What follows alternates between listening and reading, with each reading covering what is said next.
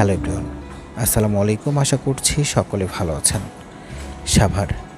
সাভার বাংলাদেশের মধ্যাংশে ঢাকার নিকটবর্তী ও ঢাকা জেলায় অবস্থিত একটি শহর।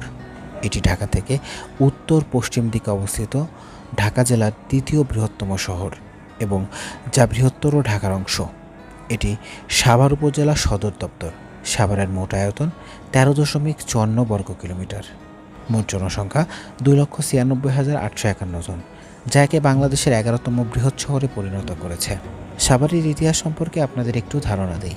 ময়নামতীর তান্ত্রিক মহারানীর পুত্র গোপীনাথের সঙ্গে মাহিষ্য পালবংশীয় হরিশ্চন্দ্র রাজার জ্যেষ্ঠা কন্যা অনুদার বিয়ে এবং কনিষ্ঠ কন্যা পদুনাকে যৌতুক প্রদানের কাহিনী সাভারের অনেকের কাছে শোনা যায়। হরিশ্চন্দ্রের দ্বাদশ পুরুষ শিবচর রায় তার শেষ জীবন কাশী গয়ায় অতিবাহিত করে প্রয়াত হন।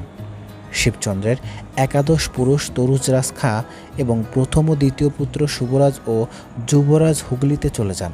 তৃতীয় ও চতুর্থ পুত্র বুদ্ধিমন্ত ও ভাগ্যমন্ত ইসলাম ধর্ম গ্রহণ করেন। তাদের এক বংশধর সিদ্ধ পুরুষ খ্যাতি লাভ করেন এবং তার সমাধি কোন্ডা গ্রামে খন্দকারের দরগা নামে আজও বিদ্যমান।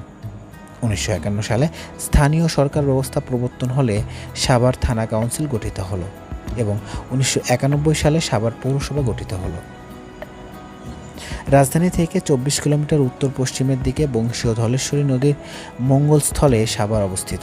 সমুদ্র আজকে সাভার সম্পর্কে কিছু আংশিক তথ্য আপনাদের সামনে তুলে ধরেছি। জানি না ভিডিওটি কেমন হয়েছে। যদি ভিডিওটি ভালো লেগে থাকে অবশ্যই লাইক করবেন, আপনার মূল্যবান মতামতটি কমেন্ট বক্সে জানিয়ে যাবেন। আজকের মতো এ পর্যন্তই, দেখা হচ্ছে পরবর্তী কোনো ভিডিওতে। সে পর্যন্ত ভালো থাকবেন। আসসালামু আলাইকুম।